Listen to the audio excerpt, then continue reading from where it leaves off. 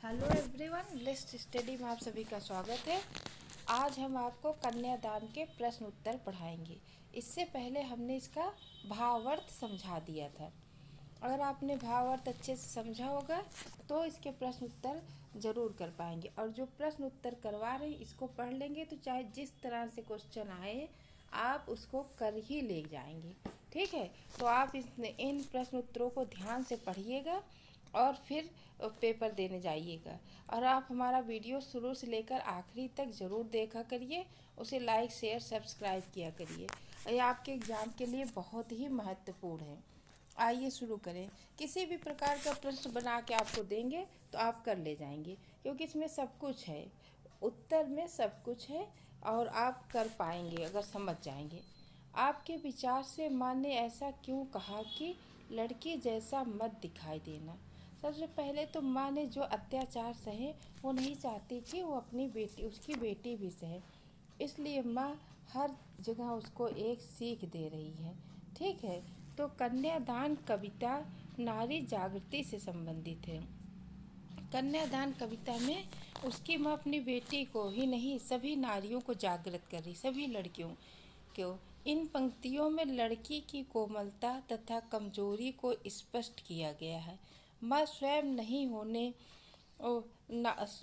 माँ स्वयं नारी होने के कारण समाज द्वारा निर्धारित सीमाओं और कथित आदर्शों के बंधनों के दुख को झेल चुकी थी। मतलब कि वो जो जो दुख झेली है, उस नहीं चाहते कि वही सब दुख और कष्ट उसकी बेटी भी झेले। इसलिए वह अपनी बेटी को कमज़ोर नहीं होने की शिक्षा दे रही है कि तुम लड़की जैसी हो, लेकिन लड़की जैसी मत बनना, मतलब कमज़ोर मत बनना। उन्हीं अनुभवों के आधार पर वह अपनी बेटी को अपनी कमज़ोरी को प्रकट करने से सावधान करती है, क्योंकि कमज़ोर लड़कियों का समाज में शोषण किया जाता है। यह एकदम सत्य बात है। अगर आप अपनी कमज़ोरी किसी को पता होने देंगे तो वह शोषण ज़रूर करता है। इसलिए माँ अपनी बेटी को कहती है कि तुम अपनी कमज़ोरी कभी प्रकट मत करना। ठीक है, अब क्वेश्चन किसी तरीके से घुमा फिरा के कुछ भी दे तो आपको अगर ये याद रहेगा उत्तर तो आप कर पाएंगे। ठीक है, आगे देखते हैं दूसरा प्रश्न। आग रोटियां सेकने के लिए है, जलने के लिए नहीं। इन पंक्तियों में समाज में स्त्री की किस स्थिति की ओर संकेत किया गया है? माँ अपनी बेटी को क्या बता रही कि आग रोटियां सेकने, मतलब इस कविता में कि आग रोटियां सेकने के लिए है, जलने के लिए नहीं।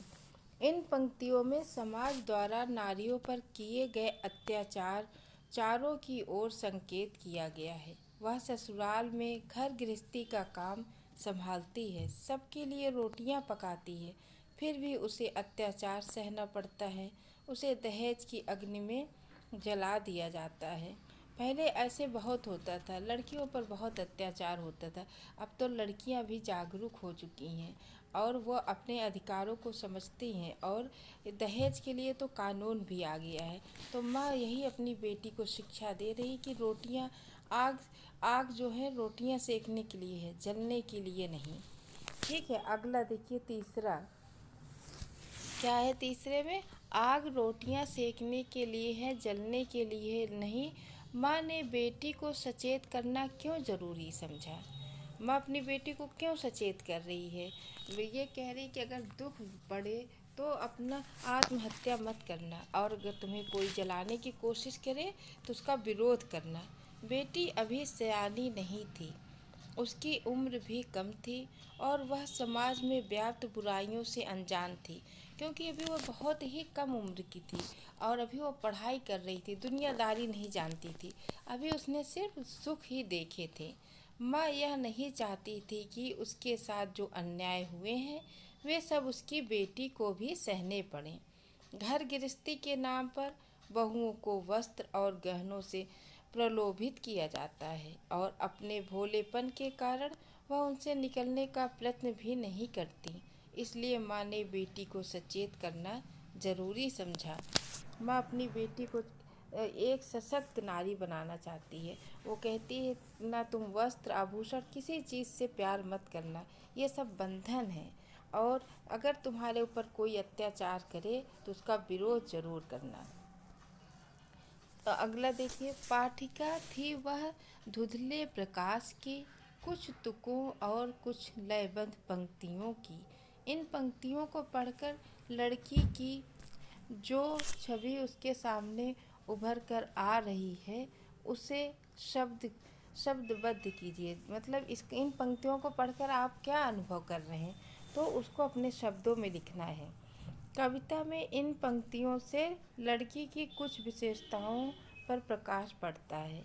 ये निम्नलिखित हैं, जैसे वह अभी पढ़ने वाली छात्रा ही है, उसकी उम्र कम है, उसके जीवन में केवल सुख है, दुख नहीं। क्योंकि अभी वो पढ़ लिख रही, बहुत छोटी है, तो उसे दुख का अनुभव नहीं है। वह अपने भावी जीवन की कल्पनाओं में खोई हुई है, जीवन की सच्चाई से अनजान है कि घर गृहस्थी के नाम पर बहुओं पर बंधन डाले जाते हैं और उन पर कई अत्याचार किए जाते हैं। वो तो सोच रही कि अभी सब कुछ अच्छा ही अच्छा होगा, जैसे यहाँ सुख मिल रहा है ऐसे वहाँ भी। उसे अभी कुछ भी नहीं पता कि क्या गलत हो जाएगा, इसलिए उसकी माँ उसे हर चीज़ के लिए सचेत करती है। माँ को अपनी बेटी अंतिम पूंजी क्यों लग रही। माँ और बेटी का संबंध मित्रतापूर्ण होता है, यह एकदम सत्य बात है। माँ जितना अपनी बातें अपनी बेटी को बताती है उतने अपने बेटों से नहीं कह पाती, इसलिए सच्ची मित्र बेटी होती हैं। माँ बेटी के सर्वाधिक निकट रहने वाली और उसके सुख दुख की साथिन होती है। कन्यादान करते समय गहरे लगाव को वह महसूस कर रही है कि उसके जाने के बाद वह खाली हो जाएगी। उसे लग रहा है कि अब तो उसकी बेटी उसे छोड़कर चली जाएगी, वह किससे अपनी बातें कहेगी। वह बचपन से अपनी पुत्री को संभाल कर उसका पालन पोषण एक संचित पूंजी की तरह करती है। जब इस पूंजी अर्थात बेटी का कन्यादान करेगी तो उसके पास कुछ नहीं बचेगा, इसलिए माँ को अपनी बेटी अंतिम पूंजी लग रही है। सही बात है, जब बेटी चली जाएगी तो उसको कितने लाड प्यार से माँ ने पाला है, उसकी हर गलती को क्षमा किया है, कभी नहीं डांटा है। मतलब सही गलत के लिए डांटा है लेकिन उस तरीके से नहीं, और इतने लाड प्यार से पाला है। उसको विदा करने में तो उसे बहुत दुख होता है, इसलिए बेटी उसको अपनी अंतिम पूंजी लग रही है। माँ ने बेटी को क्या क्या सीख दी। तो माँ ने अपनी बेटी को विदा करते समय निम्नलिखित सीख दी। माँ ने 4 सीख दी। माँ ने बेटी को अपनी सुंदरता पर गर्व न करने की सीख दी।